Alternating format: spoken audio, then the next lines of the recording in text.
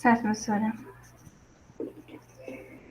Bom, boa noite a todos. Sou Kathleen Lourenço, aluno do curso de bacharelado em arquivologia e bolsista do projeto de práticas arquivísticas e formação profissional, coordenado pelo professor Vancário Brito Souza. Hoje, o Sempre às Sextas retornou após o recesso de outubro com a oficina da professora Eliette Correia, com o tema de produção de textos acadêmicos para o TCC em arquivologia, que ocorreu no período da manhã. E agora, para finalizar o nosso dia de retorno, Ana Rosa de Sá Barreto irá ministrar a oficina de desafios de gestão documental e memória no mundo digital. Alguns avisos que eu queria dar é que a presença será feita através de um preenchimento de um formulário de frequência. Então, fiquem de olho no chat para respondê-lo mais para o final da oficina e os certificados serão enviados nos próximos dias. Essa é toda a programação do Sempre às Sextas no mês de novembro, onde irá parar novamente e só retornar no ano que vem. Próxima semana teremos apenas uma oficina durante a noite, que é a oficina de peculiaridades do setor de protocolo ministrada pela professora Luana Silva de Oliveira, que acontecerá de 7 às 9 horas da noite também. Já irei deixar o link de inscrição para essa oficina no chat. E, para reforçar, não deixem de seguir o Projeto César nas redes sociais para poder acompanhar toda a programação do mês de novembro até a nossa parada e só retorno do próximo ano, certo? Agora passo a palavra para a professora Ana. Boa noite a todos e todas que já chegaram, já estão por aqui. Sejam todos bem-vindos novamente, né? Com muita felicidade. Estamos retornando esse projeto que vem contribuindo tanto com a arquivologia, com os alunos da UEPB, com alunos de outras instituições, porque esse formato de ensino remoto, né, trouxe para a gente muitas inovações e uma delas foi esse projeto aqui dentro desse formato que alcança muita gente, né, e também traz muitas colaborações, inclusive lá da UNB para cá, que é o caso da professora Ana Rosa, né, que vai contribuir demais hoje com a gente. Ela é graduada em arquivologia pela Universidade de Brasília, graduada também em Direito na Faculdade de Processos, é especialista em patrimônio, direitos culturais e cidadania pela Universidade Federal de Goiás, é especialista em administração de sistemas de informação, é analista judiciário do Tribunal Superior do Trabalho, e possui ampla experiência na área de ciência da informação, atuando principalmente nos temas de gestão documental, memória da Justiça do Trabalho, memória de modo geral, processo judicial eletrônico e na área de ouvidorias públicas. E atualmente está cedida ao Ministério Público do Distrito Federal e Territórios, lotada na Coordenadoria Executiva do Processo Eletrônico. Né? Então, aproveitem muito a oficina de hoje, interessantíssima para vocês, principalmente da área da arquivologia. Professora Ana Rosa, fique à vontade, tá? A palavra é sua, faça como achar melhor, as interações, as falas, as interferências, tudo. O controle da oficina é seu, tá? Seja muito bem-vinda. Boa noite a todos, mais uma vez, muito obrigada pelo convite, é uma honra estar aqui com vocês, podendo compartilhar um pouco da experiência que eu tenho, né, porque eu acho que é muito importante a gente compartilhar, para a gente estar interagindo com os outros, porque essa é uma área que eu considero a área de gestão documental e a parte de memória muito relevante, muito importante, né, independente das novas tecnologias, nós somos importantes. Então, assim, eu quero compartilhar essa oficina, justamente essa experiência que eu tenho, além do próprio nome, né, da oficina, que é esse desafio que a gente tem nesse mundo digital, ok? Mas eu gostaria, assim, se for possível, pode ser até a Elana me dizendo mais ou menos se todos são da arquivologia, se tem alguém de outra área, né, no geral, só para eu conhecer um pouco vocês. Chegaram algumas pessoas de fora, né? A gente sabe porque pede a autorização para entrar. Todos que entraram aqui com o e-mail institucional, que é esses que têm o nome completo, provavelmente são nossos, de arquivologia também. Tá? É da UEPB, provavelmente são nossos.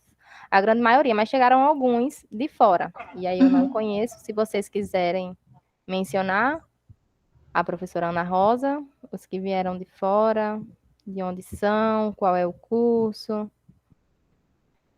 Alguns já tinham mencionado, não foi? Vocês podem ficar à vontade para abrir o microfone para colaborar, tá? Ou no chat também, se preferirem. Mas eu acredito que a grande maioria seja daqui mesmo, Arquivologia UEPB. Ok, pessoal. Então, eu vou pedir para Elana ficar acompanhando, porque eu vou disponibilizar a apresentação, né, e a gente vai falando, e aí eu não vou ter oportunidade de ver o rostinho de vocês, mesmo que seja essa imagem. Então, Alana, se alguém fizer alguma pergunta, quiser interromper, tá, fiquem à vontade, podem perguntar só no final, ou então, à medida que eu for falando, quiserem fazer alguma uma interlocução, fiquem à vontade também, que o objetivo aqui é que a gente tenha essa troca. Se vocês tiverem alguma experiência na questão que eu estiver comentando, podem também interromper para contribuir, porque, na verdade, a gente está aqui nessa oficina trocando experiências, né? A gente está num momento de aprendizado e, ao mesmo tempo, de cooperação uns com os outros, porque uns trabalham em determinada área, que já está vendo o que eu vou falar, outros ainda não viram, né? Então, assim, eu acho que isso é importante, ok? Então, deixa eu compartilhar aqui minha tela. Só vou ajudar sim, tá? Vou ficar aqui no chat. Gente, se vocês quiserem abrir o microfone para interferir, para perguntar, para colaborar, fiquem à vontade. E também, se quiserem colocar no chat, eu também vou ficar auxiliando a professora Ana Rosa. Inclusive, se vocês quiserem colocar o período de vocês, né? Eu acho que pode ajudar também para a gente saber até onde vocês conseguiram já, não é? Se vocês puderem colocar. E quem precisar, só levantar a mãozinha aí, ó, que aí a Alana, também tem isso. A Alana consegue ver, tá bom? Deixa eu compartilhar aqui minha tela.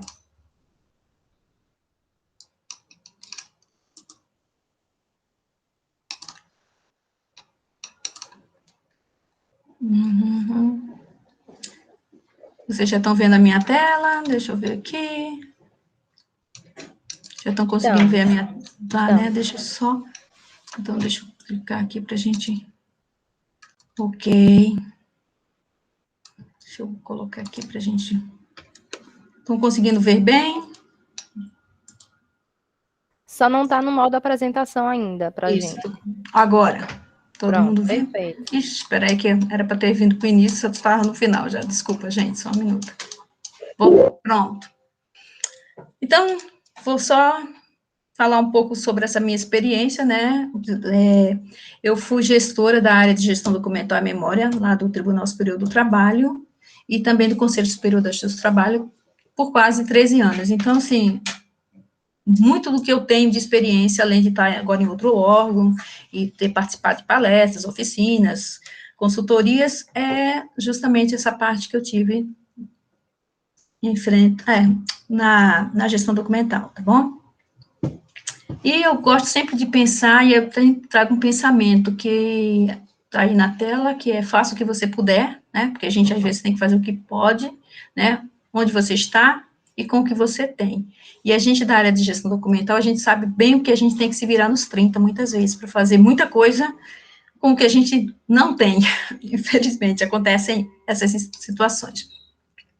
E aí, falando um pouco sobre essa questão, né, pensando no mundo digital, eu trouxe essas duas imagens para vocês, que a primeira é da Pedra Roseta, né, que é datada de 1926, antes de Cristo, e a realidade, que também não é tão recente, mas está muito em pauta agora, e aí eu vou fechar um pouco só na inteligência artificial, mas temos outros meios hoje, digital, outras tecnologias, que também é um desafio para a gente na área de gestão documental, ok? Peraí, gente, vocês estão conseguindo ver direitinho, não estão? Estamos sim. Então, a Pedra Roseta, justamente, ela tem 3 grafias diferentes, para você ver que enquanto as 14 primeiras linhas foram compostas por hieroglifos, as 32 seguintes foram escritas em demótico, e as 54 finais estão em grego antigo, sendo que dessas 32 linhas, dessas 54 linhas, perdão, 20 estão, assim, completas. Então, quando a gente pensa, e aí eu trouxe essa imagem, porque depois eu vou trazê-la de novo. Quando a gente pensa no mundo físico, né, a pedra de Roseta, que materializa justamente o suporte físico que a gente está tão acostumado, que é o papel, principalmente no papel, né? A gente está muito confortável. Eu digo assim que nós temos vários desafios ainda em relação ao suporte de papel, mas um outro horizonte bem real para a gente agora, que é esse universo digital. E a gente vai falar um pouquinho sobre a inteligência artificial. Então, a gente já vive hoje na quarta revolução industrial, ou seja, a era das tecnologias, como inteligência artificial, a robótica, internet das coisas, machine learning, e por aí vai. Então, quando a gente pensa nesse universo digital, a gente já pode pensar, e aí eu trouxe alguns exemplos da aplicação de inteligência artificial, tá? E aí a gente fala de ciência de dados, e aí dentro de ciência de dados a gente tem essa questão do machine learning, né, que é o aprendizado por máquinas, internet das coisas, a gente vai ter a questão dos robôs que a gente conhece, né, dar um exemplo de um robô que a gente vê e que já usa inteligência artificial, que é a própria Siri, que vocês devem conhecer, né? Falei aqui, a Siri apontou aqui, gente. Não sei se vocês estão ouvindo a Siri falando aqui, fica quieta. Ela me ouviu, mas vamos lá. Então, no STJ, em 2018, eu peguei só alguns exemplos na internet. Se vocês pesquisarem o uso de inteligência artificial hoje nos tribunais e em vários órgãos, vocês, pesquisando na internet, vocês encontram já. Então, o STJ criou um sistema de inteligência artificial para agilizar os processos. Isso já em 2018, a gente está em 2021. Também em 2018, o STJ, né, junto com a PGR, também teve tratativas para ver essa questão da inteligência artificial. Já em 2021, em março, 47 tribunais, vejam que não são poucos tribunais, já investem em inteligência artificial. Eu não trouxe os links, tá? Mas se alguém precisar, depois pode pedir para a Elana que eu pesquise e mando para vocês, mas estão todos na internet, tá? Eu pesquisei na internet e vi, tinha várias informações, eu só peguei algumas. Então, o STJ e o TJ do Rio de Janeiro também já celebraram acordo para o uso de inteligência artificial em gestão de precedentes.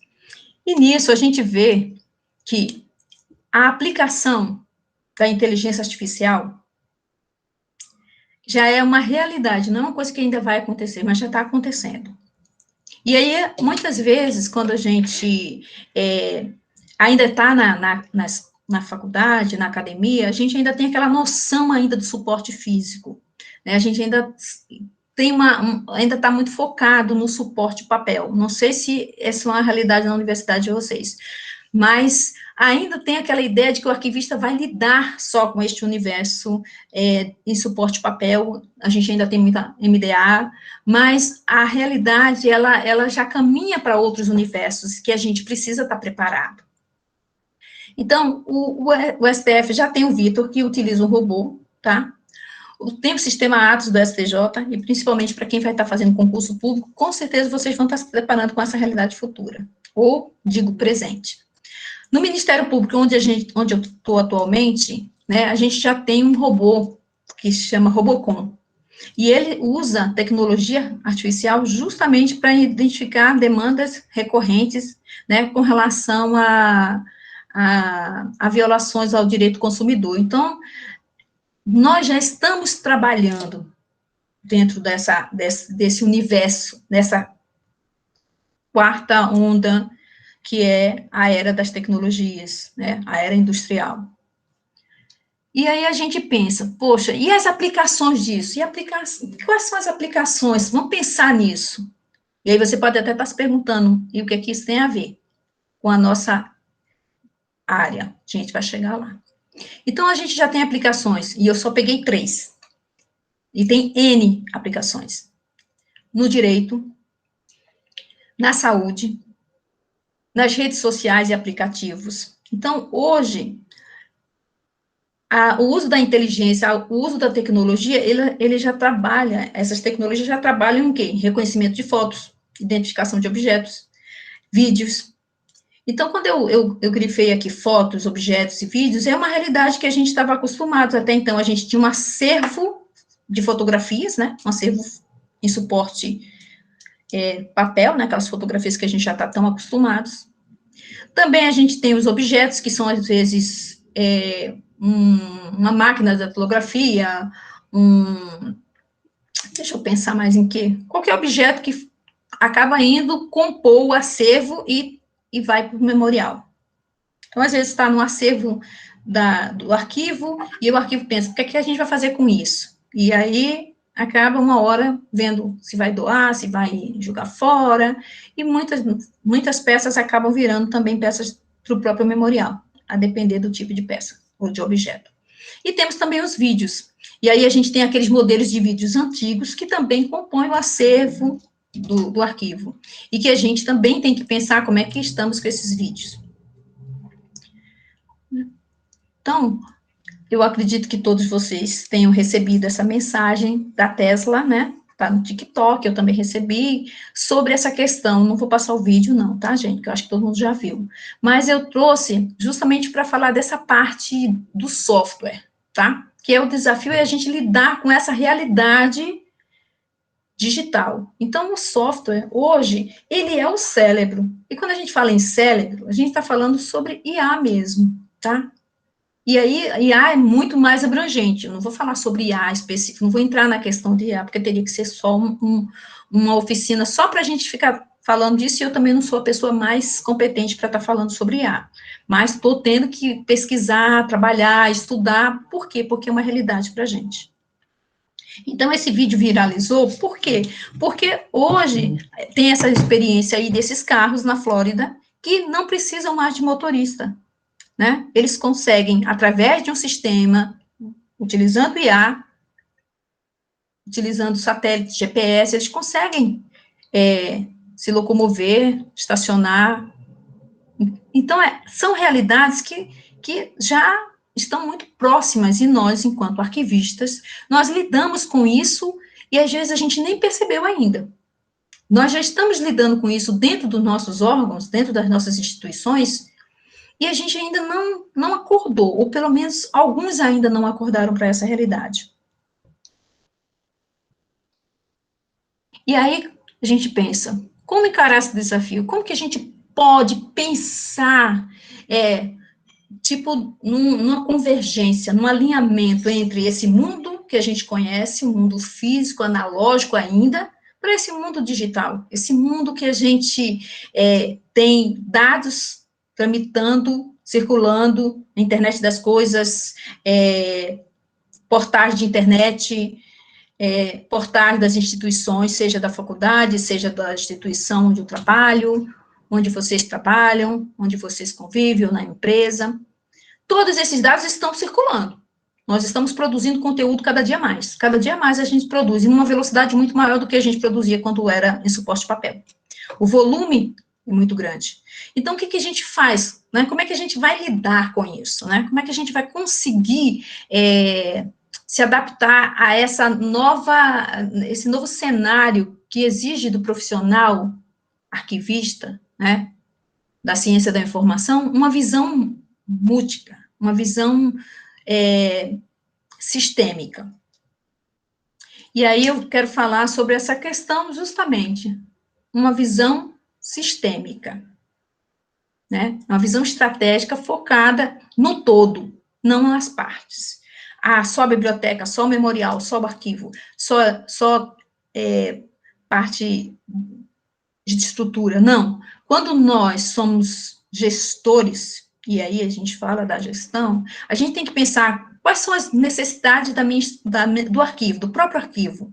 O que a gente precisa fazer enquanto unidade, né? Enquanto área meio nossa. Dentro da nossa área de arquivo tem a área meio, que é justamente o que a gente precisa fazer, ou o que a gente precisa ter, ou o que a gente precisa administrar, para que a gente possa entregar, né, a preservação da gestão documental da instituição, que a gente possa entregar uma memória institucional. Então, a gente tem que ver também as nossas necessidades, seja de pessoal, seja de material, seja estrutura, seja organizacional, seja normativa, tá? A gestão de pessoas, quais são os perfis que nós, dentro da nossa área, a gente precisa, quais perfis, né?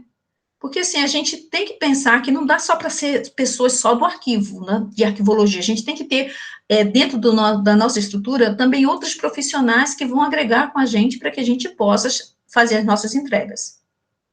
E cumprir justamente esse papel que é ter uma gestão documental adequada, ter uma memória institucional preservada. E aí também tem um outro aspecto, que a gente sempre comenta, quem não é visto não é lembrado. Então, a gente precisa também ter visibilidade, a gente precisa também articular com as outras áreas, a gente precisa conhecer as demandas das outras áreas, a gente tem que entender sistemicamente como que as áreas convergem no sentido de entregar os resultados, seja para a sociedade, seja de qualquer forma, para a sociedade como um todo. Então, como é que é isso? Como é que a gente está fazendo isso? Como é que o arquivo está trabalhando, né? Como nós, profissionais, estamos trabalhando a nossa visibilidade e a nossa interação dentro da própria instituição, falando com a área da TI, falando com a área de comunicação, falando com a área de transporte, falando com as demais áreas, porque nós recebemos vários documentos, nós arquivamos, nós guardamos de várias áreas, né, dentro da instituição. Então, como é que a gente interage com essas áreas? O que a gente conhece dessas áreas? Porque muitas vezes a gente nem conhece a outra área. E aí, a gente não pode pensar o que seria preservar, né? O que aquela área tem de relevante que a gente precisa preservar, principalmente agora nesse novo universo. Porque quando a área antes mandava para a gente os documentos físicos, a gente sabia, não, a área de transporte mandou isso aqui é importante ou não é importante? Vamos colocar assim. Estou dando só um exemplo, tá? E aí, hoje nesse mundo digital, tudo está muito, às vezes, dentro do próprio computador, dentro da unidade. Às vezes, são produzidos e tomadas decisões via e-mail. E aí, o e-mail institucional nem sempre chega para a gente, mas está lá, ele existe. Então, como é que a gente está lidando com os e-mails? Como que a gente está lidando com o que está sendo mostrado, armazenado, disponibilizado nos portais, nos nossos portais de internet, né? Então, são coisas que nós, enquanto arquivistas, precisamos pensar, precisamos trabalhar isso. E também pensar no atendimento das necessidades dos usuários, né? O que a gente está fazendo para chegar nesses usuários? Como a instituição também está disponibilizando sua memória para esses usuários? E aí, aqui eu estou falando de gestão e de memória ao mesmo tempo. Então, quando a gente vai pensar no atendimento das necessidades dos usuários, a gente pensa dos usuários externos, né? O que a gente está entregando para eles, enquanto memória que eles vão utilizar, enquanto documentos para fonte de pesquisa, né? Para o pós-uso. E a gente também pensa nos usuários internos, né? A unidade do lado, que precisa também ter uma memória preservada, uma unidade do lado que também precisa de ter informações, dados precisos. Então, tudo isso está dentro dessa visão sistêmica. E eu posso até estar esquecendo de alguma, mas essas eu acredito que são muito relevantes. E a atualização, um desafio que a gente precisa pensar. Então, quando a gente pensa na gestão dos arquivos, aí a gente vai, eu fiz mais ou menos assim, uma evolução, que a gente até evolui mais do que isso. Nós temos que pensar em independente de suporte. A gestão do tempo, né? Do ciclo de vida, de tudo isso que eu já comentei. Do que está no portal, e aí eu vou abrir um parênteses aqui. Eu tive que fazer eu queria fazer uma linha do tempo, um tempo atrás, uns 5 anos atrás. Eu fui para a área de TI, né? Quando eu saí da área de gestão documental, eu fiquei na TI, quase 2 anos. E nesse período, a gente pensou em fazer, e aí, como é que é a área de tecnologia da informação vai completar X anos, acho que está 30 anos, 20 anos, agora eu não me recordo bem, gente, me perdoe. E aí a gente pensou em fazer, vamos resgatar isso, vamos ver onde é que está. Gente, a coisa mais difícil que foi localizar coisas que eram digitais mesmo. O que era físico foi rápido, mas o que estava armazenado nos portais, o que foi que a TI fez, os portais, as evoluções que utilizavam um tipo de portal, depois mudou, migrou para um outro, a gente quase não conseguiu localizar essas informações. Um servidor aqui tinha alguma coisa armazenada, o outro também tinha, então foi uma dificuldade enorme fazer o levantamento, para avaliar, para a gente poder fazer uma linha do tempo, para a gente poder fazer uma memória referente àquele período em que a TI atuou dentro do órgão. Vocês estão me ouvindo? Pessoal? Estamos sim, estamos aqui. É porque está todo mundo quietinho, né? Mas assim, É. Então, a gente precisa pensar na obsolescência e nesses novos meios de armazenamento. Desenvolver novas habilidades e conhecimentos e pensarmos na recuperação da informação. Então, quando a gente olha para essa imagem, que a gente vê aquelas fichas, né? Eu ainda peguei algumas fichas dessa quando eu fui para o acervo. Depois a gente foi evoluindo, a gente viu os suportes, os disquetes, nós tivemos tantos outros, né, meios, e agora a gente está lidando muito, mas muito com bits, bytes e mais. Agora com essa questão da inteligência artificial, com robôs, com o aprendizado de máquinas, e por aí vai. E mais ainda, a gente está trabalhando com uma questão que se chama a ciência de dados, que é uma instituição orientada à tomada de decisão baseada em dados.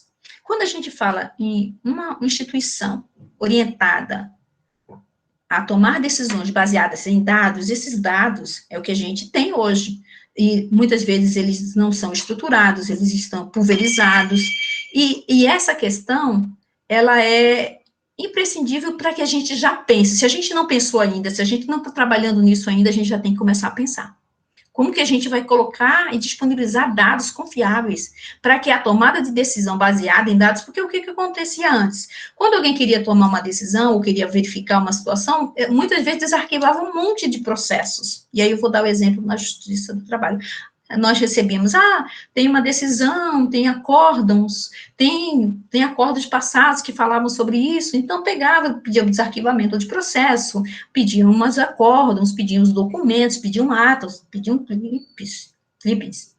E aí eles olhavam aquilo e faziam uma análise. Hoje, com o volume de documentos armazenados de forma digital, esses dados, eles estão já armazenados, e eles precisam ser também, muitas vezes, desarquivados, utilizados, reutilizados para a tomada de decisão.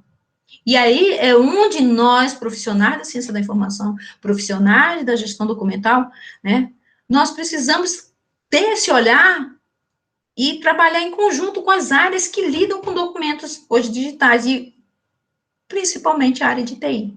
Então, a gente não pode jamais trabalhar longe ou apartados do pessoal da TI. Nem a TI da gente, nem a gente da TI. Mas, principalmente, a gente com a TI. Porque a gente sabe da responsabilidade que nós temos com relação à recuperação da informação, armazenamento. Então, o pessoal da TI, eles promovem justamente os meios para que as informações circulem, para que essas informações sejam acessíveis, mas nós, enquanto profissionais, nós precisamos nos preocuparmos, essas informações estão estruturadas, não estão estruturadas, essas informações são confiáveis, como que ela está armazenada, o armazenamento é adequado, a gente está armazenando como, de que forma, e isso é um ponto que a gente tem que nos preocuparmos hoje. E aí, quando a gente fala numa visão sistêmica, a gente precisa conhecer a realidade. E muitas vezes o profissional, ele fica muito voltado para dentro do arquivo, né? Para o que está ali dentro da sua própria área. E ele esquece de olhar o arquivo não só como o armazenador de informações, mas aquele que tem que ver o que, sabe, ver o cenário completo, analisando todos os agentes, as situações que compõem aquele problema, e quando eu falo quais são os problemas, a gente tem que ver tudo, o que a instituição precisa para que entregue memórias no futuro, entregue acervos confiáveis, entregue informações confiáveis, entregue aos pesquisadores né? E a gente tem que pensar nesse grupo, porque nós somos da academia, a gente tem que pensar nos pesquisadores, naqueles que vão utilizar aquilo para produzir novos conhecimentos. Então, assim, quando a gente pensa, a gente tem que conhecer toda a realidade, toda a instituição. A gente precisa conhecer quais são as limitações que a própria instituição tem, para que quando a gente for pensar num plano, numa política de preservação, a gente já saiba quais são os problemas que a gente vai enfrentar. É problema orçamentário? É problema de pessoal? É de qualificação? O que que é? O que que tem dentro da instituição? O que que a gente pode ter? Então, são situações que precisamos pensar e olhar o todo. Então, eu trouxe alguns exemplos, né, meus mesmo, que quando a gente falando sobre essa interlocução com a administração da instituição, ou de uma empresa, caso vocês venham a atuar dentro de empresas. Então, vou dar um exemplo aqui. Na escola judicial, fiz uma palestra na escola judicial, falando sobre a importância da gestão documental, falando, né, porque no caso, o TRT, que fica em Salvador, ele estava vendo essa questão, né, isso foi em 2014, tá? Tem 2012, 2014, esse de 2012 foi lá no Pará, foi uma atividade de consultoria que eu fiz para avaliar um casarão para a criação do memorial. Aí tem o professor da universidade, esse aqui, se eu não me engano, dessa primeira foto que tem eu, esse senhor de chapéu, que é o reitor da faculdade, da universidade lá do Pará, uma colega que é da área de biblioteca, e eu acho que esse aqui era não sei se era um oficial de justiça ou era um avaliador, não me lembro. E aí era o casarão e abaixo estava o desembargador Luiz Ribeiro, e a gente foi conhecer, né, eu fui para ver se aquele espaço seria adequado, se aquele espaço daria para a gente trazer e transformar no memorial para o TRT da 8ª região, que fica no Pará. Aí tem esse de Salvador, que eu já comentei. Esse de baixo, eu estava conversando com o presidente do TRT da 13ª região, que fica aí, né, que tem o colega Normando, né, isso foi em 2013, e também a professora Kátia, que também já apresentou oficinas aqui, trabalhos para vocês, sempre às sextas, professora Kátia e os alunos, alguns alunos da UNB, né, uns ficaram comigo conversando e outros estavam conhecendo a estrutura do arquivo do TST. Tá? Então, assim, a gente também tem que ter interlocução, a gente também tem que falar, e aí, quando eu digo falar na instituição, e no caso, quando eu falo de TRTs, é porque é toda uma estrutura da Justiça do Trabalho, entendeu? Então, quando a gente pensou, ou pensa na Justiça do Trabalho, a gente pensa TST e tribunais regionais, né? Porque nós somos somos vários órgãos, né, vamos dizer assim, mas nós somos um todo. E aí a gente tem que pensar no todo. Então, quando a gente articula, quando a gente procura dar visibilidade para o arquivo, quando a gente procura dar visibilidade, eu não digo tanto o arquivo, mas o profissional de arquivo, né? E aí essa oficina tem esse viés também, né? O profissional de arquivo, como que o profissional de arquivo é relevante dentro da estrutura de uma instituição? Como é importante ter um arquivista, né? Ter esse profissional, ter um historiador, ter um museólogo, sabe? É necessário. Então, essas articulações, essas interlocuções, somos nós que vamos fazer. Não é ninguém que vai fazer por nós. Sabe? Não pense que é alguém que vai falar e defender a área de gestão documental. Não pense que será será alguém da administração. Não, quem vai defender a gestão documental, a memória institucional, são vocês. Eu, os profissionais da área. Nós é que devemos fazer essa interlocução, nós é que devemos fazer essa troca de olhar com os administradores, ou seja, da instituição, no topo da instituição, quando a gente tem essa oportunidade, ou seja, entre pares, entre os nossos colegas, sabe? E isso é importante, porque, infelizmente, ainda temos, em algumas instituições, não sei particularmente como é na Paraíba, mas nós ainda temos uma visão errônea por parte de algumas pessoas que acham que o arquivo e o arquivista está ligado ao suporte papel. Então, assim, se não tem mais papel, também não precisa mais de arquivista. Então, eu sempre digo, gente, estão muito enganados. Estão muito enganados. Nunca se precisou tanto de arquivista quanto hoje. Só que a gente precisa também dar como é que eu posso colocar para vocês? A gente precisa também colocar isso dentro da nossa perspectiva, dentro da nossa visão enquanto profissional. Eu sou um profissional que eu preciso ter uma visão sistêmica, eu preciso ter uma visão e justamente estar sempre desenvolvendo, tendo interlocução, descobrindo soluções, buscando parcerias, por aí vai. Então, trouxe esse exemplo. Então, quando eu falo de desafio no mundo digital, desafio para a gestão documental, o desafio para a memória hoje, entre todas as coisas que surgiram, internet das coisas, como a gente já colocou, blockchain, inteligência artificial, a própria Lei Geral de Proteção de Dados, que a gente tem que ficar bem atentos a essa questão. A capacitação, manter-se em constante atualização para mim, tá? Como profissional já que atuo no mercado, que já trabalho há muitos anos nessa área, para mim a atualização é imprescindível e é um desafio. É um dos desafios que eu encaro hoje como sendo o maior.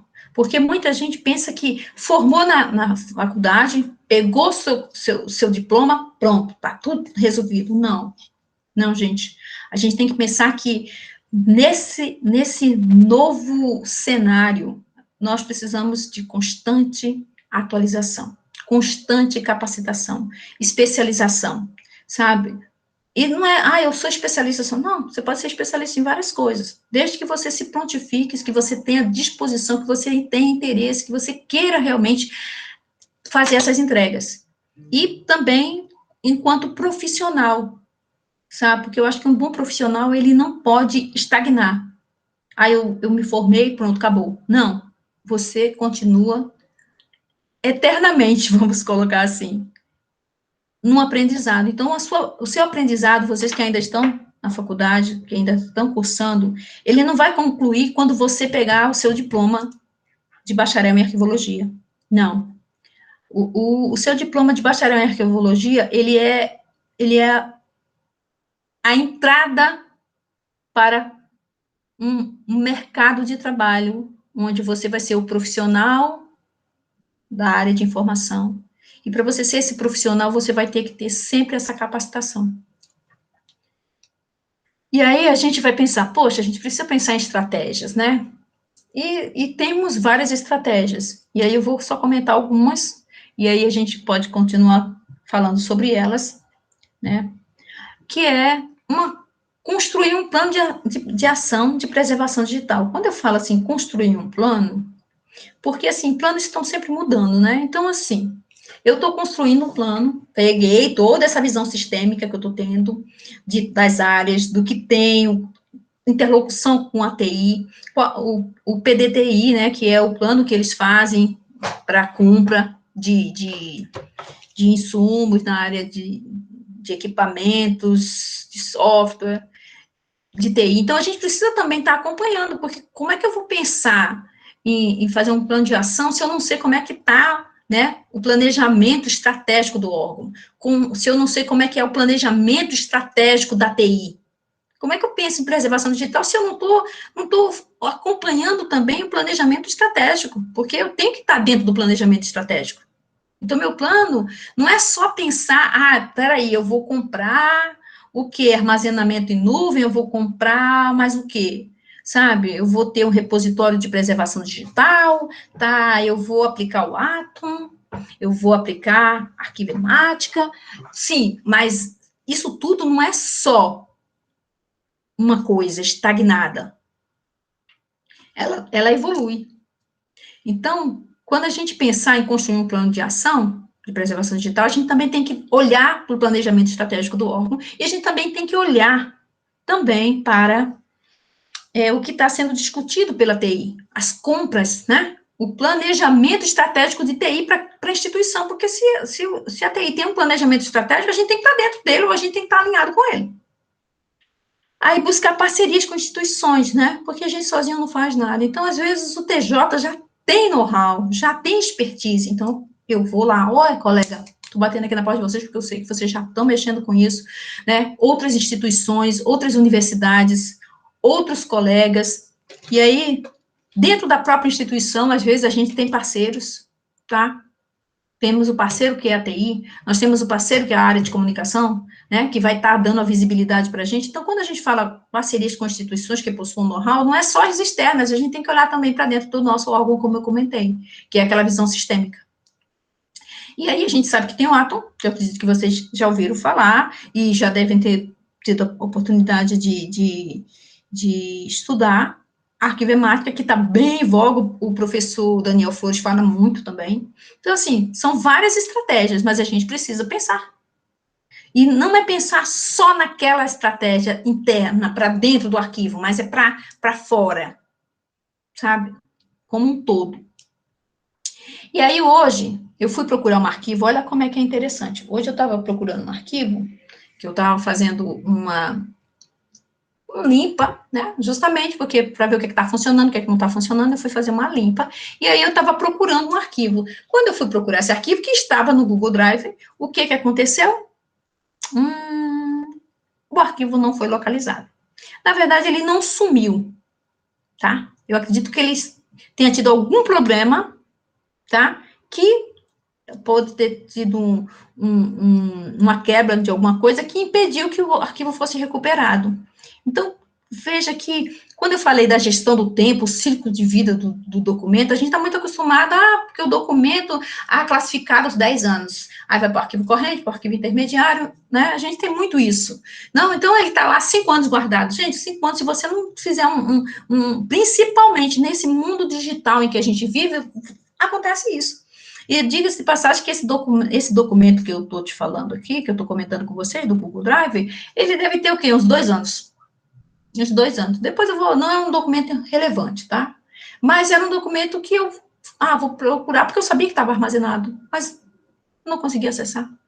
Ele está lá, eu tenho certeza que ele não foi detonado. Mas aí eu vou precisar do quê? Peraí, como é que eu vou recuperar agora esse documento? E aí? Sabe quando a gente pensa no mundo físico, que o documento está rasgado, está rasurado, que a gente tenta fazer uma recuperação, a gente tenta fazer uma conservação ali, a gente tenta fazer uma transcrição da melhor forma possível? No físico é até um pouco mais fácil. E até a gente considera muito difícil, muitas vezes. Mas a gente pode fazer uma história oral, a gente pode pegar aquela lacuna no documento, fazer uma história oral e recuperar.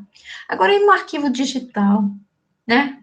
Como é que eu vou preencher uma lacuna? Porque, na verdade, eu nem tenho o documento como um todo. Não é uma lacuna, é o documento todo que sumiu, nesse caso. Então, eu acrescentei esse slide justamente porque isso aconteceu comigo hoje. Então, quando eu penso em armazenar, eu preciso pensar também na recuperação disso. Porque a gente tem essa tendência, isso é em qualquer instituição.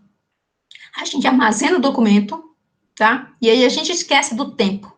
A gente esquece do ciclo. A gente pensa o ciclo assim, a gente tem que guardar 5 anos, tem que guardar 2 anos, tem que guardar 3 anos. Mas a gente não analisa se a gente precisa desarquivar ele hoje, daqui a 1 ano, daqui a 3 anos. Muitas vezes a gente entende que ele está guardado. Mas ele está guardado, mas não está acessível.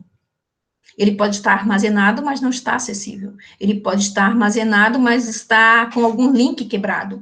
Ele pode estar com algum problema, né, no log dele lá, para recuperar. E aí a gente tem que saber como é que a gente vai lidar com isso. Como é que a gente vai lidar com isso agora? Eu vou pedir para o pessoal da TI verificar se localiza meu documento. Quem eu vou chamar?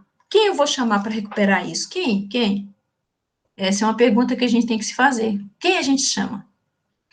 E aí, eu vou citar aqui novamente nesse nosso maior desafio, né? Que é manter-nos atuais, ou seja, acompanhar a evolução tecnológica, buscar constante capacitação e buscar uma visão sistêmica, né? E aí eu peguei, trouxe a imagem de novo para vocês, falando sobre a pedra, falando sobre os documentos antigos, né, os nossos queridos colegas paleógrafos.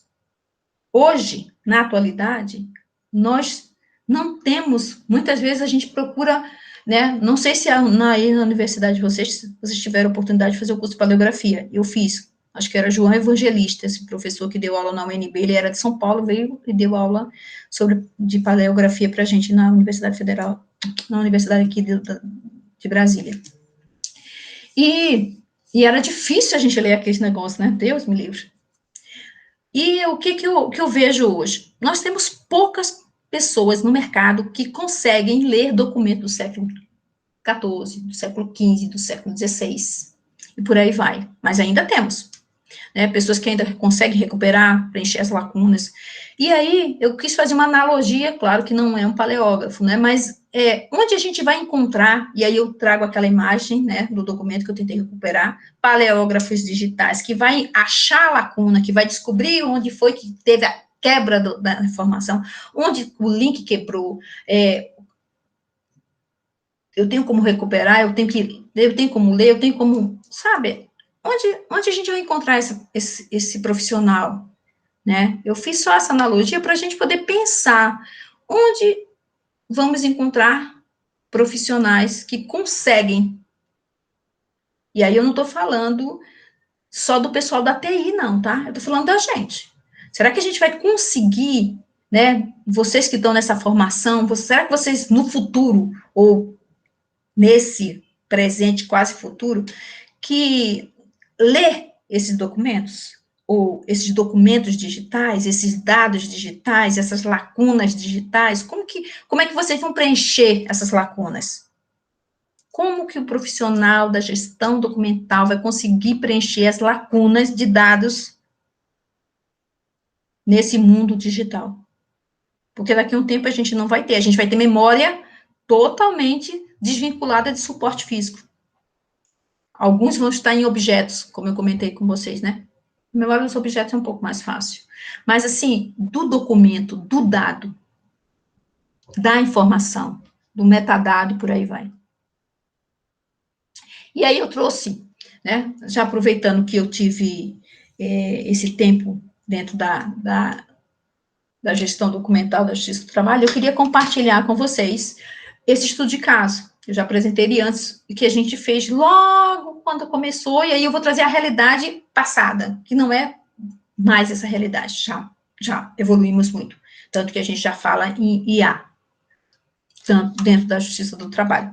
Ainda que ainda tenhamos suporte papel, e muito suporte papel. Alguém quer tirar alguma dúvida, ou eu posso prosseguir? E aí, gente? Antes de entrar no estudo de caso, né? Porque o estudo de caso é mais centrado nas experiências dos tribunais da Justiça do Trabalho e da condução de uma gestão dentro da área de gestão documental da Justiça do Trabalho. Aí eu trouxe o estudo de caso. Levantou a mão. Ele gostaria de tirar alguma dúvida, eu acredito. Estou ouvindo. Pode abrir o microfone. Ivanildo, você quer falar algo? Está de mão levantada.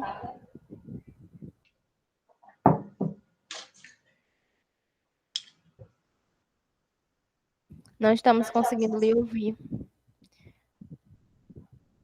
Não estamos conseguindo lhe ouvir, apesar do áudio estar aberto. Acredito que deu alguma falha, né? Não. E escutamos. Gente, não é para ninguém ficar assim, caladinho, não, gente. É o momento da gente perguntar mesmo, da gente interagir, da gente tirar alguma dúvida, se vocês tiverem, claro, trocar as experiências, às vezes vocês têm essa experiência na instituição de vocês, vocês já trabalham, outros fazem estágio, como é que é a realidade de vocês? Quem quiser compartilhar, vai me acrescentar bastante. Ele está com um problema com o áudio, vai tentar resolver, eu acredito, desse que depois pede para ele fazer a pergunta no chat, que se eu conseguir, pode ser pelo chat, que aí eu respondo. Ele disse, eu acredito que ele vai tentar ajustar o áudio. Ele disse, depois pergunta, mas se ele colocar aqui no chat, aí eu sinalizo. Ok. Porque o estudo de caso já é um pouco focado nesse universo de suporte de papel. E aí eu só quero entrar nele se alguém não ficou com dúvida, se não quer tirar alguma dúvida, se não quer perguntar mais alguma coisa, se quer que eu fale mais um pouco sobre a experiência dentro dessa questão. Pronto, no MP. No MP a gente tem eu estou no processo eletrônico, né? E dentro do processo eletrônico, na unidade, eu estou atuando junto com uma colega no núcleo de ciência de dados. E é justamente, a gente está pensando como a instituição pode trabalhar com esse universo focado em dados para tomada de decisão. E a gente está fazendo levantamentos, né? Eu fiz vários levantamentos em relação a como que a informação estava dentro da instituição, pulverizada, distribuída de forma que é quase que encapsulada. Então, assim, é quase uma mineração de dados que a gente tem que fazer, assim, para puxar aquilo lá. Um volume muito grande de dados, e diga-se que muitos dados são replicados, e aí a gente vai pensar na eliminação, né? Quando a gente falar nesse desafio, a gente vai ter o universo do Big Data que já acontece. Aí você tem aquele volume descomunal de dados, de informações, e aí? Como que a gente vai avaliar isso? Se isso é importante, se isso pode ter sido um dado que foi relevante para uma tomada de decisão, que impactou numa memória, numa construção de uma memória. Sabe, na verdade, essa oficina é muito mais para a gente refletir sobre esse universo que a gente vive digital, porque a gente lida com digital, a gente tem o WhatsApp, então a gente já tem audiências por videoconferência, então a gente tem já decisões que estão em vídeos, né, as videoconferências que a gente vê hoje, tomada de decisão, documentos que são transmitidos pelo WhatsApp, não só mais pelo correio eletrônico, mas também pelo Teams, né, que é não só para videoconferência, mas chat, arquivar documento, e por aí vai. Então, assim, todas essas plataformas tecnológicas que estão surgindo, estão armazenando documentos, informações e memórias. Muitas ainda não são memórias, elas são apenas documentos, informações e decisões. E, futuramente, isso pode se tornar uma memória institucional. E como que eu vou fazer esse link entre o que está hoje sendo tomado aqui de decisão, baseada em dados, e esses dados estão sendo trabalhados hoje, e como que eu vou fazer esse link para a memória? Eu preciso fazer uma avaliação, tá? E aí, muitas vezes, a gente pensa na avaliação ainda no futuro, né? Quando chegar no arquivo. E, às vezes, a gente já tem que começar a fazer uma avaliação na produção. Quando o dado está sendo criado, quando o dado está sendo pesquisado, quando o dado está sendo utilizado para produzir um novo conhecimento, sabe? A memória, como que a gente chegou naquela tomada de decisão, né? E que impactou tanto aquela instituição que virou uma memória para aquela instituição. Então, sabe aquela avaliação que a gente faz quando está com o documento lá no arquivo? Às vezes, a gente ainda tem que fazer com esse olhar no portal. A gente está olhando o portal aqui da instituição e está lá uma notícia bombástica, uma notícia assim, nossa, desmantelou uma quadrilha de narcotráfico. Nossa, isso está lá. Está tramitando ainda digital, veio um documento digital, está ali, e a gente não está pensando nisso. E isso vai cair no arquivo uma hora dessa. Quando for cair no arquivo, daqui a vai virar se isso é bombástico, será que isso... Como é que... Sabe aquela avaliação que a gente já vai fazendo à medida que a gente vai vendo a notícia? E aí a gente pensa que a gente vai fazer a avaliação para a memória quando a notícia chegar no arquivo. Então, a visão sistêmica é hoje. Eu estou vendo a notícia aqui, nossa, isso pode virar isso pode virar uma questão da memória? Provavelmente. E aí a gente começa a pensar, sabe, já fora da caixinha.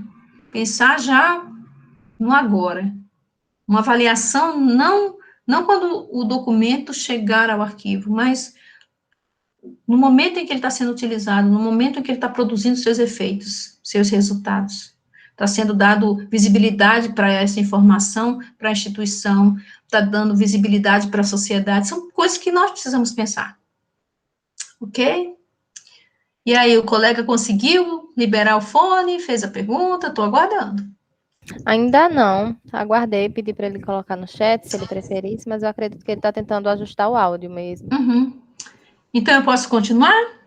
Posso Pode avançar? Porque sim. já são 20 horas, né? É, Então, pode mas sim. eu quero muito que vocês pensem, gente, porque essa oficina é focada não no estudo de caso que eu estou trazendo. Eu trouxe para poder mostrar a parte também do profissional de arquivo, né? O profissional, o mercado de trabalho e como que a gente vai fazendo a gestão dentro da instituição. Então, eu acho que isso é um ponto que é importante para vocês, né? Que é o Ah, que ele eu destaquei. colocou aqui. Ok. Colocou aqui a pergunta, ele disse assim: no início da sua fala, você falou da dificuldade de fazer uma linha do tempo da TI, Uhum. porque fisicamente foi mais fácil a recuperação da informação, enquanto os arquivos digitais demorou mais tempo e com algumas lacunas. Na sua opinião, isso aconteceu por falta de gestão documental e atualização dos softwares ou por falta de profissionais capacitados? Ok. Primeiramente, como é que é o nome do colega? Perdoe? Foi o Ivanildo. Ivanildo. Olha só, Ivanildo. Eu acho que as duas coisas ao mesmo tempo. Primeiro, porque não é que não houve atualização. Na verdade, houve atualização dos softwares. Só que existe, assim, a obsolescência. Quando eu substituo um software pelo outro, muitas vezes o que a gente chama de legado, que ficou, ele não tem ninguém que continue, armazena, mas muitas vezes não tem como recuperar, não tem, como é que eu vou colocar assim, uma forma de recuperar essa informação. A informação existe, o portal existiu, né? Temos alguns dados dele, mas nós não temos o portal como um todo, né? Vou dar um exemplo do Orkut, que se você procurar alguma coisa do Orkut, agora você nem acha. Se achar, vai ser pouquíssima coisa, mas o Orkut era uma realidade um tempo atrás, né? Não sei nem porque vocês são tão novinhos, né? Não sei nem se alguém lembra de Orkut, mas já existiu o Orkut, viu, gente? E eu não sou velha, não, por favor. Então, o que a gente percebe nisso? Que a lacuna também está na área de gestão documental, gente. Porque o que acontece? O profissional de TI, ele está muito focado nas entregas, nas compras do software, ele não está preocupado em preservação, gente. Porque assim, olha, um software para ele ficou obsoleto, daquela informação lá do portal, ele quer melhorar o portal da instituição, ele não está preocupado com o que está armazenado dentro do portal, não. Quem tem que se preocupar com o que está armazenado dentro do portal e que isso pode se transformar numa linha do tempo, que isso pode se transformar numa memória, somos nós. Então, o profissional de arquivo, ele não, é aquilo que eu te falei, ele está apartado muitas vezes das outras áreas. Então, ele não, pronto, a TI, muitas vezes, não sabe que ela está produzindo uma memória. A área de comunicação, às vezes, também não percebeu ainda que está produzindo uma memória institucional. A área de finanças, a área de pessoal, às vezes não percebe que está construindo uma memória institucional. E quem é que vai dizer para ele que existe uma memória institucional? Me pergunta. Nós. Então, às vezes, a nossa falta é que gera uma deficiência. Então, por isso que essa articulação com as outras áreas, perceber as memórias institucionais, porque eu estou dentro da área, porque o que acontece? O profissional de arquivo, ele conhece praticamente toda a instituição, porque tudo cai lá, na área de gestão documental. Né? A gente está gerindo todas as informações que estão dentro do órgão, que estão sendo produzido, né? A gente está acompanhando. E a nossa visão era muito quando chegava dentro do arquivo. Só que a nossa visão agora, ela precisa ser para fora do arquivo. Estão construindo memórias que não vão nem vir para a parte do arquivo inicialmente. Algumas, né? Tá, tudo bem que tem um repositório, mas enquanto o repositório dentro da sua instituição não existir, onde é que está essa produção dessa memória digital? Está lá no arquivo da instituição, está dentro de algum banco de dados, está dentro de algum computador, está em algum lugar. Hoje em dia, a instituição quase não imprime mais fotos. Então, onde estão as fotos? Os álbuns de fotos? Está lá na área de comunicação social. Está lá. A comunicação social está armazenando isso num banco de dados. Antigamente, eles pegavam aquele monte de foto física e mandavam para o arquivo. Hoje, eles quase não mandam mais isso. Estão armazenando em algum lugar. Então, essa memória fotográfica que está sendo produzida, ela não está mais com o arquivo. ela está ficando em algum outro lugar. Então, como é que eu, profissional de arquivo, vou administrar isso? Como é que eu vou buscar essa memória? Que às vezes até pode dar pau lá no computador, lá no banco, lá, e essas memórias se perderem. Pior ainda, são tantas fotos que até você conseguir fazer porque quando você visualiza, né, você vê, nossa, isso aqui foi o primeiro tempo da foto, isso aqui talvez seja o segundo tempo da foto, e naquele mundo digital todo que tem um monte de foto que você não sabe qual foi a primeira, qual foi a segunda, qual foi a terceira, qual foi a quarta, porque tem um número lá e muitas vezes não são nomeados.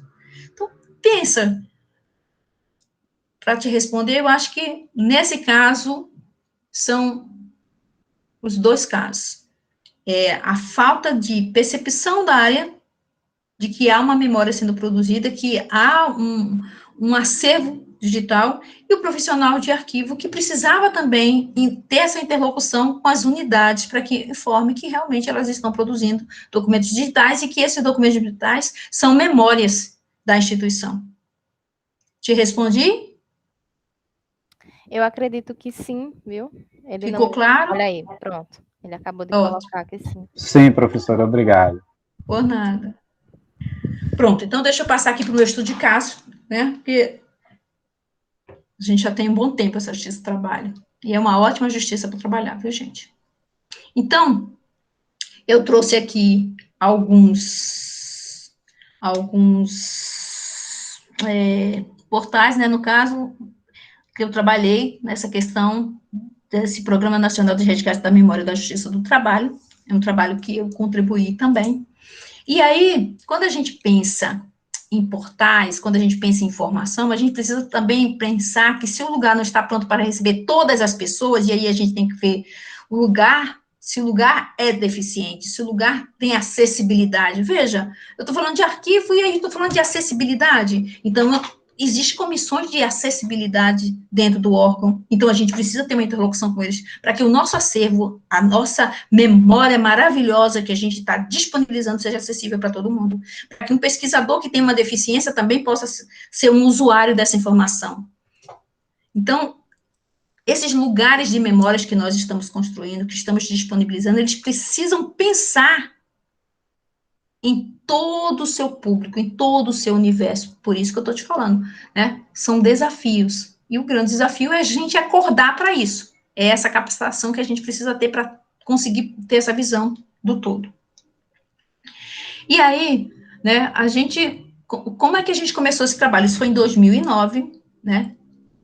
A gente começou a pensar, peraí, como é que estão os nossos arquivos? Vamos pensar como é que está a gestão documental da Justiça do Trabalho, e não só do TST, né? Só do Conselho, só do Tribunal X ou do Tribunal Y. Então, a gente montou um grupo de trabalho, porque, como eu digo, mandurinha só não faz verão, então a gente precisa articular, e nesse caso, a gente articulou com o TRT da primeira região, que é do Rio de Janeiro, que tem um volume enorme de documentos, a 12ª região, que fica, deixa eu ver, Florianópolis, a Cleusa, que essas pessoas estavam respondendo no arquivo anteriormente, que é do TRT lá do Piauí, a Patrícia, que é da 2ª região, que é São Paulo, o Sandro, que é do TRT da 4ª região, que fica em Porto Alegre.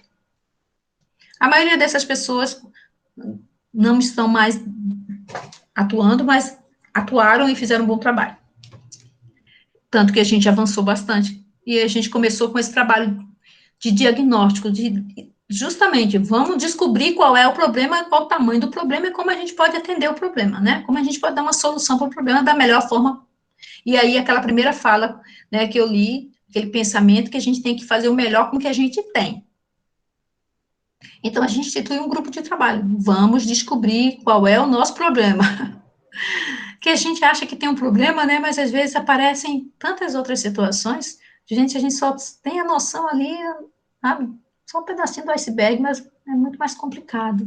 Então, a gente começou a reconhecer e conhecer as realidades dos regionais, porque a gente não podia pensar numa justiça do trabalho só no TST, a gente tinha que pensar numa justiça do trabalho como um todo. O meu mal aqui, do meu acervo, é o mal, às vezes, do acervo lá da ponta, dos TRTs. E dos TRTs também pode ser o meu mal. Então, perceber que cada local possui suas próprias peculiaridades, porque cada local tinha realmente e tem suas peculiaridades, né? E essas dificuldades nem sempre estão aparentes. Às vezes a gente está falando, mas é arquivo é tudo igual. Não, não é tudo igual, não, porque tem as questões de insalubridade, tem as questões de sinistro, tem as questões de climáticas. Então, tudo isso a gente só vai saber a partir do momento que a gente começa a olhar e verificar quais são essas dificuldades, quais são essas diferenças. Então, a gente fez esse grupo, né, que eu comentei, e aí a gente viu, né, a dificuldade relatada pelos colegas de vários tribunais na implementação do programa de gestão, porque a gente pensou, vamos implementar um programa, né? Foi justamente o esgotamento da capacidade de armazenamento. Esse foi o ponto-chave.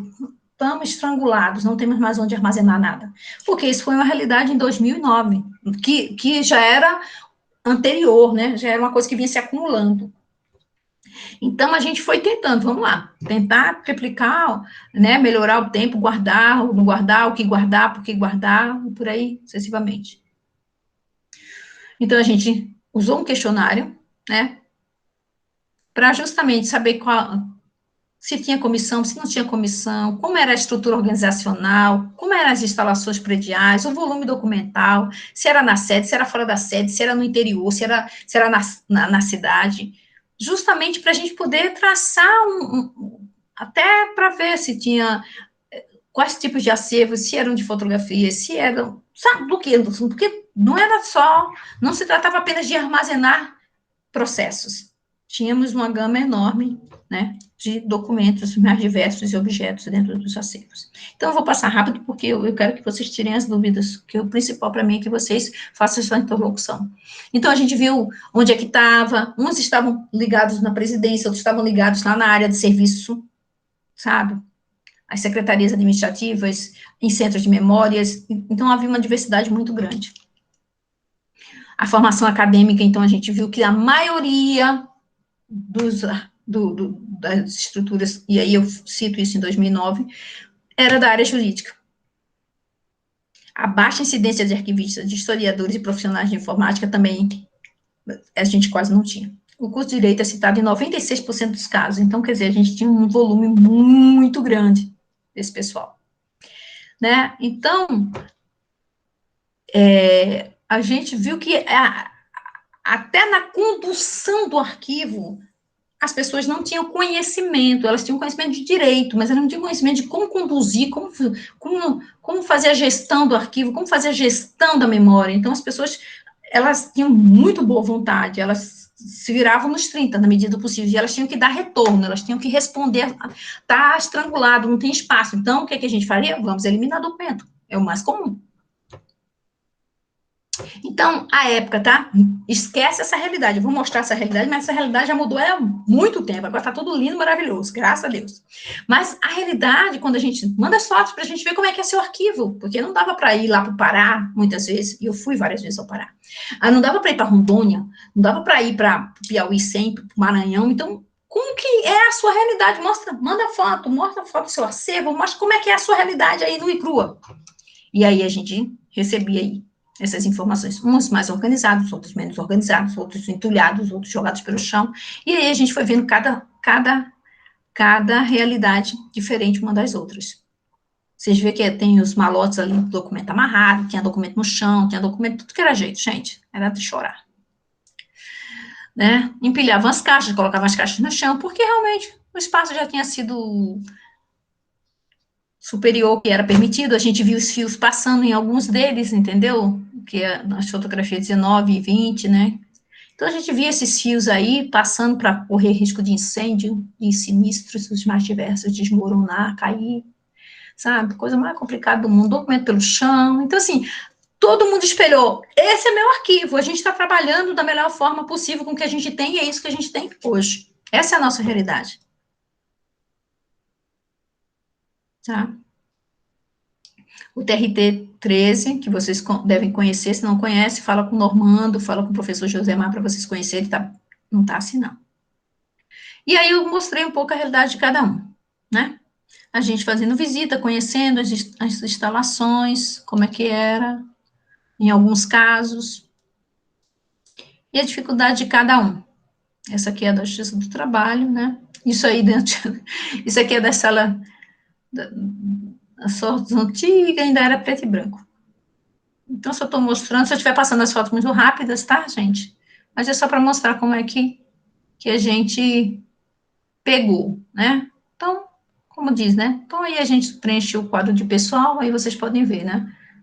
Um terceirizado possui deficiência auditiva, então a gente tinha gente com deficiência no arquivo, né? Deficiências, aí outros não informaram, aí tinha um menor aprendiz, 3 estagiários, isso aqui é o TRT 17, que fica no Espírito Santo.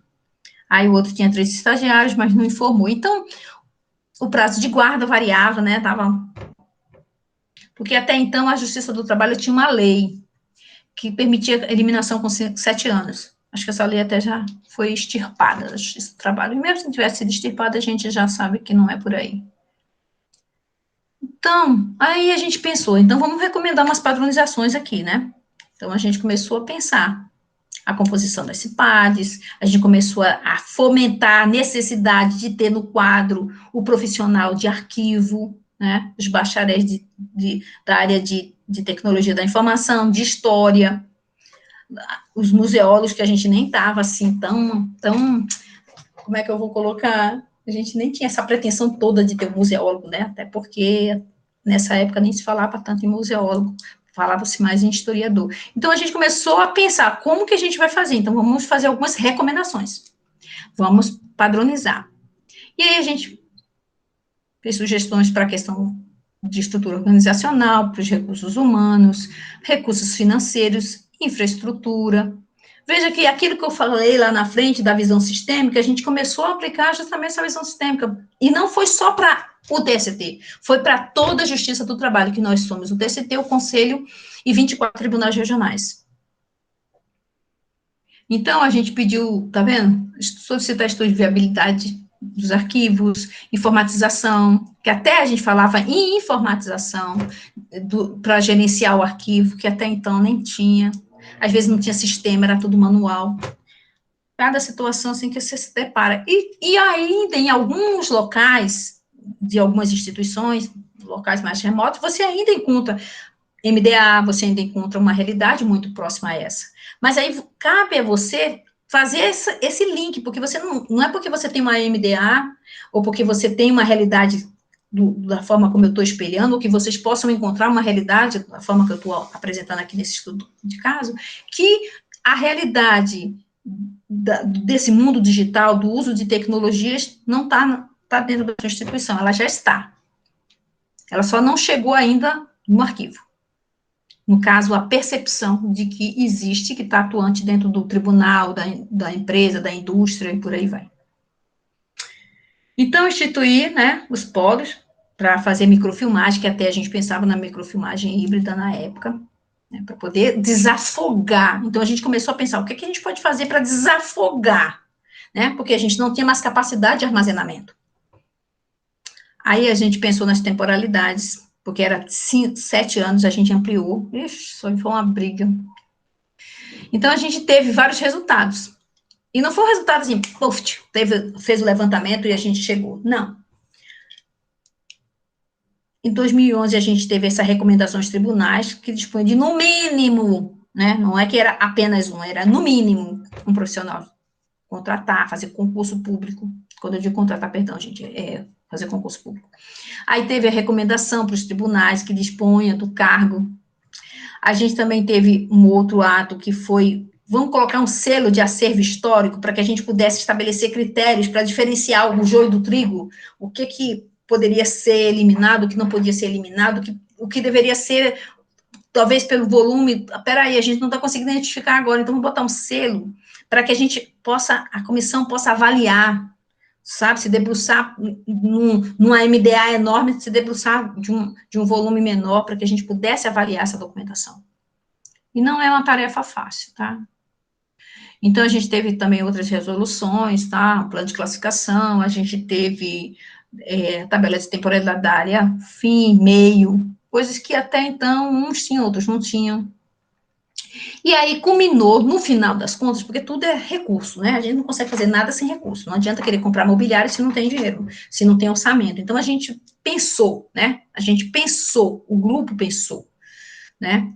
Em fazer esse projeto de modernização dos arquivos, atualização de demandas. Então, à medida que os tribunais foram dizendo, nós precisamos disso, nós precisamos daquilo, nós temos problemas de estrutura, nós temos problemas de mobiliário, nós temos problemas... Então, a gente pensou, peraí, vamos ver. Então, a gente começou isso em 2010.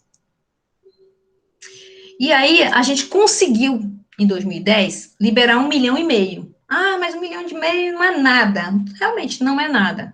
Mas a gente tentou, né? Depois, em 2014, integralizou mais 3 milhões, mais de 3 milhões, foi praticamente quase 6 milhões. Claro que isso ainda está perdurando, tá? Não é que estancou, parou, não, continua. O projeto de modernização, vem novas demandas, vem novo planejamento, esse aí foi o inicial. Então, a gente pensou, como que a gente vai conseguir pelo menos um orçamento? Porque a rubrica, ela entra naquela rubrica inteira, geral. Então, para a gente conseguir um pedaço da fatia, a gente precisa ter um projeto. Então, muitas vezes a gente fica com o pires na mão, porque a gente precisa comprar isso, porque a gente precisa comprar software, porque a gente precisa... Não, gente, você põe um projeto para entrar no plano, no planejamento estratégico, para poder liberar orçamento para a área, senão não sai dinheiro, não. E a gente ainda não tem uma rubrica, mas o Poder Judiciário, o Memojus, né, o grupo que eu também entrego, o Memoju Ultra, e por aí outros grupos, o Proname, Planame, que é do Ministério Público, todos esses grupos, eles estão pensando realmente como construir para a gente ter uma rubrica própria, mas não é também uma coisa fácil. Mas a gente não pode desistir. A gente tem que continuar mostrando a nossa formação, mostrando que a gente tem todo esse know-how e que sabe também gerir o recurso, né? Porque não é simplesmente só pedir o recurso, não. A gente tem que ter um planejamento estratégico dentro da unidade para poder o quê? Vou pegar quanto? X. Para que eu vou aplicar esse recurso? Né? Qual é o emergencial? Então, está dentro do planejamento estratégico das áreas de gestão documental. Eu não sei se eu comentei, mas tem que ter um planejamento estratégico dentro da nossa área, né? Não é só dentro do órgão, não, dentro da área também. Então, quando a gente...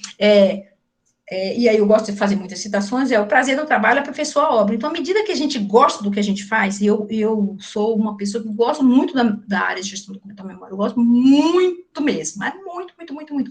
Sou uma militante. Então, para defender a memória, para defender a gestão documental, para defender o profissional, né? Então, a gente precisa ter esse prazer nesse trabalho que a gente faz, porque é um trabalho que às vezes a gente constrói, vem um e quer desconstruir, e a gente precisa ter isso bem arraigado, quão relevante é para a instituição, quão relevante é para a produção de conhecimento, nosso acervo, nossa memória. E aí eu vou mostrar rapidamente, tá? Porque faltam 30 minutos, mas eu ainda quero ouvir vocês. Como a gente está hoje, né? Então, eu convido vocês, se vocês não conhecem, entra lá no site do TST, tem uma arquivoteca digital que vocês podem fazer pesquisa, você pode ver o acervo. É um trabalho maravilhoso, já foi feito fora da minha gestão, pelo meu colega que sucedeu, junto com a equipe dele, que foi o Luiz Fernando, né? Mas isso também foi uma construção ao longo de uma gestão, né? Não foi, chegou e fez, não, é uma construção. Então, a gente sempre tem que lembrar que o planejamento estratégico, a gente sai de uma parte, avança para outra meta, e aí a gente vai chegando nas metas que a gente olha e diz, ai, que lindo, que maravilhoso, a gente tem uma arquivoteca. Mas, até chegar na arquivoteca, tem todo aquele processo.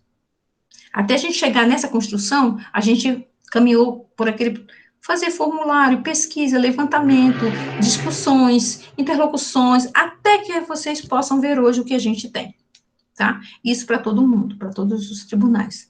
Então, a gente tem um conselho, peço para que vocês entrem, tem um material muito bom que vocês podem olhar lá.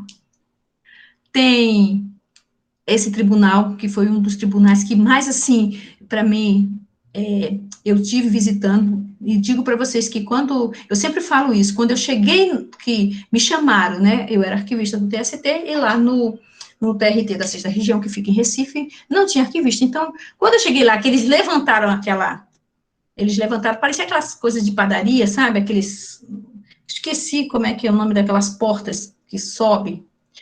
Eu não sabia se eu ia correr, porque eu falei, meu Deus, o que é isso? E o pessoal quer que eu resolva isso? como que eu vou resolver isso? Como é que resolve um negócio desse? Era um mundo de papel, sabe? Mas hoje, se você olhar para o TRT da 6ª região, que eu fui em 2000 e alguma coisa, que eu nem me lembro mais, 2001, 2002, é uma realidade totalmente diferente. E muito, não, foi uma construção das pessoas que atuaram lá. Foi a percepção, lá a gente tem a Marcília, não sei se é a Marcília Gama, que é historiadora, e ela é da Universidade de Pernambuco, então ela atuou no arquivo também. Então, assim, gente, o Memorial da Justiça do Trabalho de Pernambuco tem até o selo, e aí eu quero falar um pouco do selo, da Unesco, mas se você visse quando ele, o início, em 2000 e alguma coisa, 2001, 2002, agora não lembro direito, para hoje, é uma realidade totalmente diferente. Mas é justamente aquela visão holística, aquela visão que, peraí, vamos ver o que a gente tem, tá? E hoje é patrimônio documental da humanidade, participa dos Memórias Reveladas, do projeto Memória e História, então entra nesse site que vocês vão amar. Tem muita coisa boa. Então, um outro aspecto também, quando eu fui fazer uma palestra no TRT da 5ª região, que fica em Salvador, em 2018, eu fui falar sobre essa questão da nossa visibilidade, processos trabalhistas, porque no caso era da Justiça do Trabalho.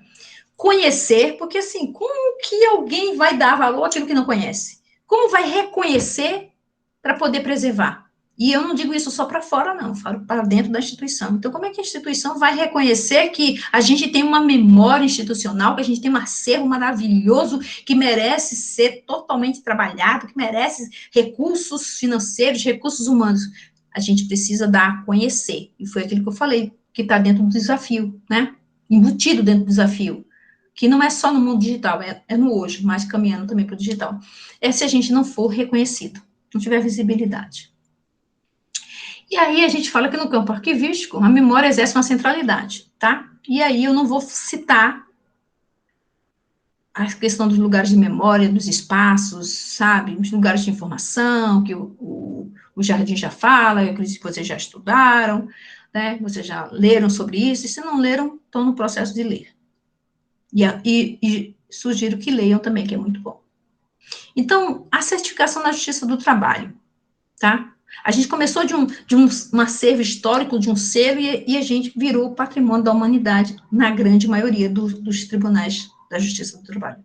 Então, esse programa da Unesco, ele é desde 92, que é justamente para pegar o que é acervo, assegurar a preservação das coleções documentais de importância mundial, por meio do seu registro na lista de patrimônio documental da humanidade, democratizar o seu acesso e criar consciência sobre a importância e a necessidade de preservá-lo. Então, quando a gente fala de visibilidade, a gente tem que dar consciência, mostrar que a gente existe, mostrar que a gente é importante, mostrar, quando eu digo a gente, não é a pessoa, mas o profissional, tá? O profissional. E aí, o patrimônio, né, então, de acordo com o artigo 216 da Constituição, que vocês também devem saber, são elas as formas de expressão, os modos de criar e fazer e viver, as criações científicas, artísticas, tecnológicas. Veja que até a questão tecnológica está aqui dentro. E muitas vezes as pessoas pensam que é só papel, só acervo, só documento. Mas e a evolução tecnológica? Ela também faz parte de uma memória institucional. A gente saiu daquelas máquinas de datilografia e hoje a gente tem, né, salas cofres, nós temos armazenamento em nuvem, evolução tecnológica, e aí? Ele também pode fazer parte do patrimônio da humanidade, e a gente precisa falar. Além dos documentos que eu grifei, porque é o que a gente lida, né? Na maioria dos casos. Quem tem o certificado da Unesco hoje? E aí eu fiz pelos anos, tá? Mas a gente tem da 6ª região, que foi aquela que eu falei que quando abriram a portinha ali para eu olhar o acervo, eu quase saí correndo, né? A 4ª região, a 3ª região, o TST. Aí a gente tem a 3ª região, que fica em Minas, a 4ª região, que é lá de Porto Alegre, a gente tem a 16ª, se eu não me engano, a 16ª, eu acho que é Sergipe, se eu não estou confundindo, né? Aí a 17ª, que fica no Espírito Santo, na Paraíba, 11 fica no Piauí, 11, agora fugiu, gente, me perdoem, tá? Então, assim, todos esses tribunais, Pará, todos eles já têm esse selo, acervo histórico, tá? Que implantou o selo histórico, tá? Então, para a gente finalizar, eu quero trazer essa reflexão de novo, tá? que para fazer as coisas de maneira diferente, você precisa ver as coisas de maneira diferente. Ok? Então, eu quero agradecer a vocês pela paciência de me ouvir. Gostaria de ouvi-los também, né? A percepção de vocês dessa minha fala, desse meu lugar enquanto profissional, né? Porque eu também sou profissional, né? Eu também atuo dentro da área de gestão documental. Então, assim, estou no processo eletrônico agora, mas também faço parte da comissão de avaliação de documentos no MPDFT. Então, eu quero ver também qual é essa percepção que vocês têm, né, de ter essa visão diferente, de ver as coisas de maneira diferente, ter uma visão sistêmica, ter uma visão holística, ter uma visão do todo, ter uma visão dentro e para fora da instituição. Então, agora, a palavra está com vocês. Deixa eu tirar aqui meu compartilhamento para que vocês possam me ver. Primeiro, muito obrigada, professora Ana Rosa. Excelentes contribuições. Já temos aqui alguns comentários, já agradecendo o Ítalo. Já está falando aqui, ótima palestra, muito agregador, demonstra que a área da arquivologia tem muito a crescer neste país. E outros comentários virão, mas eu gostaria de registrar primeiro o nosso agradecimento, né? O agradecimento em nome do programa CESA, deste projeto em específico, que é coordenado pelo professor Vancarda, e eu não sinalizei, mas ele não está comparecendo à noite, mas ele vai começar a comparecer, devido a outras demandas da própria instituição, né? Do próprio trabalho nosso aqui.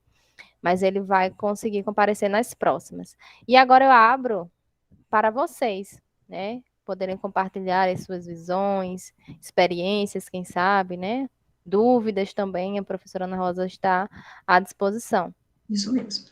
Tá, eu tentei falar um pouco mais rápido para dar um tempo para que a gente possa fazer essa interlocução, para que eu aprenda com vocês, gente. Não é só eu que vou estar transmitindo alguma coisa para vocês, não. Vocês têm uma experiência dentro da academia hoje, dentro da universidade hoje, que até o que vocês estão vendo dentro da universidade hoje, né? Porque hoje eu não estou mais na universidade, eu estou fazendo especializações dentro da área de direito, né? Sou da área de direito também.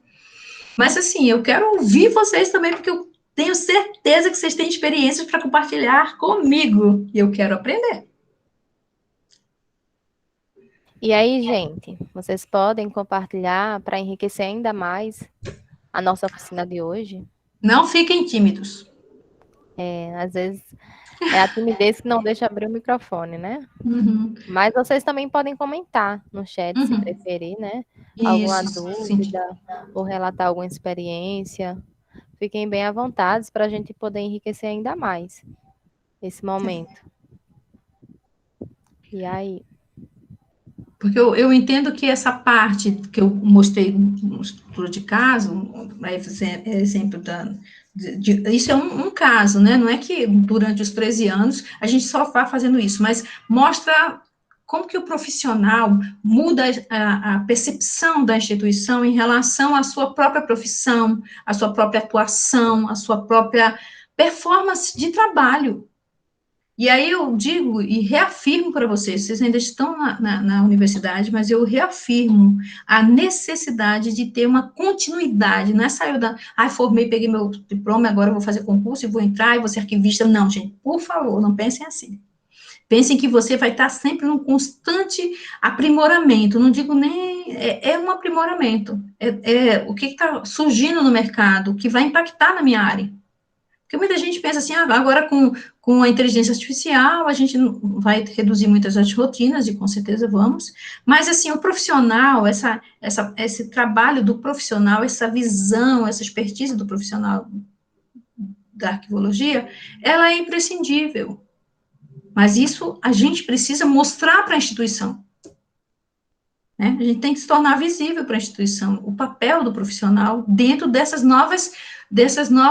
novo cenário tecnológico, desse novo cenário digital, desse novo cenário de definir formatos de armazenamento, quais são os perigos de determinados armazenamentos, o impacto de determinados armazenamentos. Então, assim, são coisas que o profissional da arquivologia que tem que saber.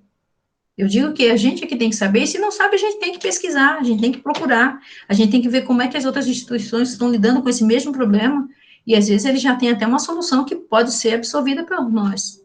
Por isso que a gente tem que fazer essa troca. Por isso que eu estou esperando, viu, gente? Vocês fazerem essa troca comigo. Exatamente.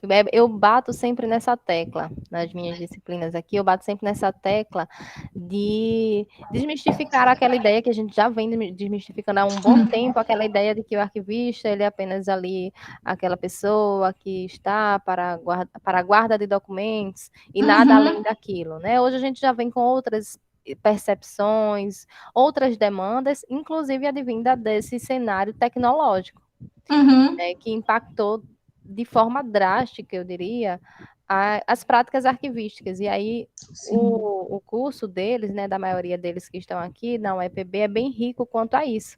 Ótimo. Tem diversas disciplinas que puxam para esse novo olhar que o arquivista ele precisa ter direcionado para as percepções das tecnologias de informação e comunicação. Que influenciam diretamente no trabalho do arquivista, né, na gestão documental. E aí vem diversos desafios para que eles possam refletir, e aí, isso que você estava falando, né, ir em busca de aprender e de solucionar problemas, e também inovar dentro das práticas arquivísticas, ao invés de ficar só pensando dentro de uma caixinha, né?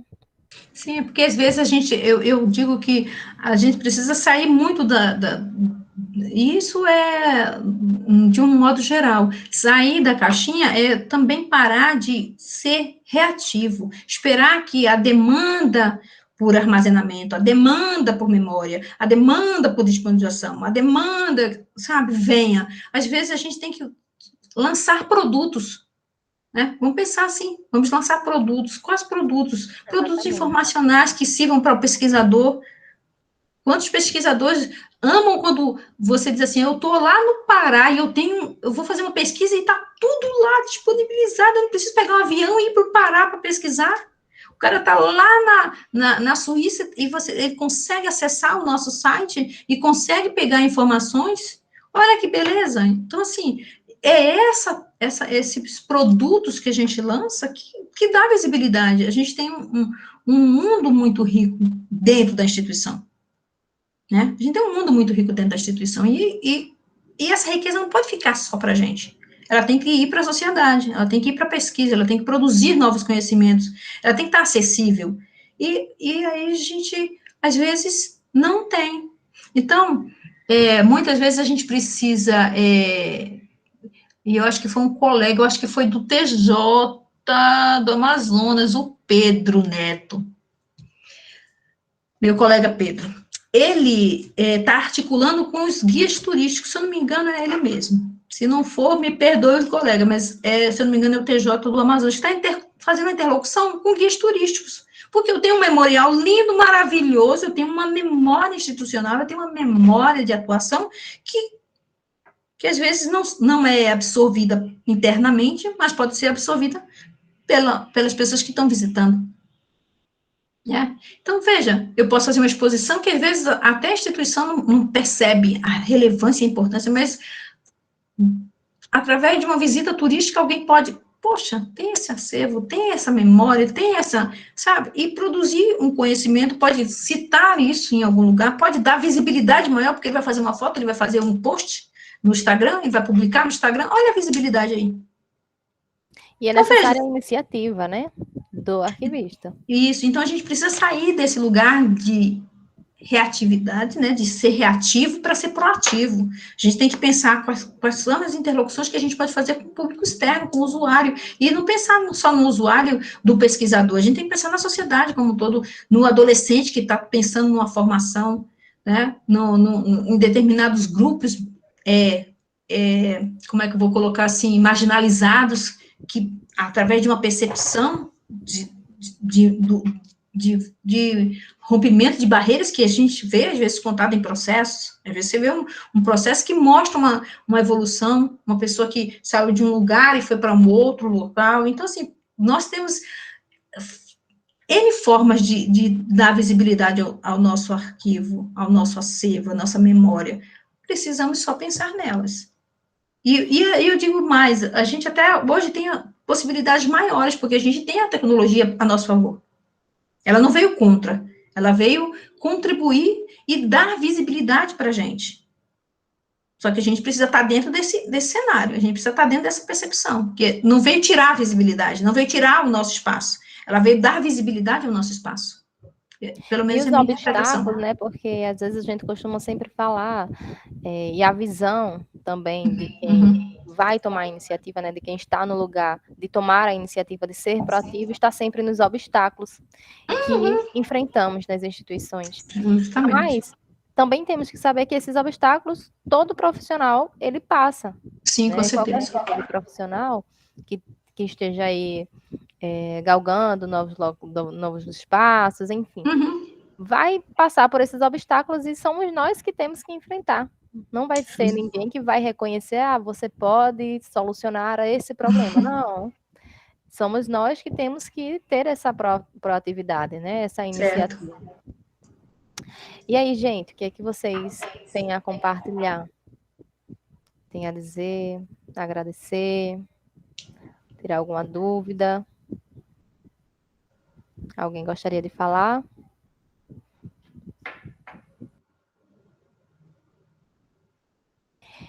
Será que alguém gostaria de falar ainda? Tem alguma dúvida? Se não, prestem atenção lá no chat, porque a Kathleen já colocou o formulário para vocês conseguirem receber o certificado, tá? Da oficina de hoje. O link já está no chat. Mas vocês ainda podem ficar à vontade caso queiram tirar alguma dúvida ou comentar algo. Professora Ana Rosa, gostaria de mencionar mais alguma coisa? Só agradecer novamente o convite, a confiança, né? E comentar com os colegas, né? Futuros arquivistas, que a nossa profissão ela é uma profissão muito gratificante, sabe?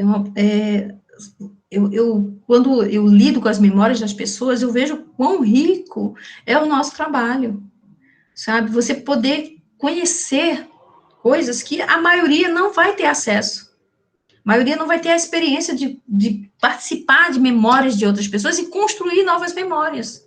Então, assim, nós temos uma profissão muito rica, e eu defendo muito que a gente precisa, cada dia mais, estar se especializando, tá?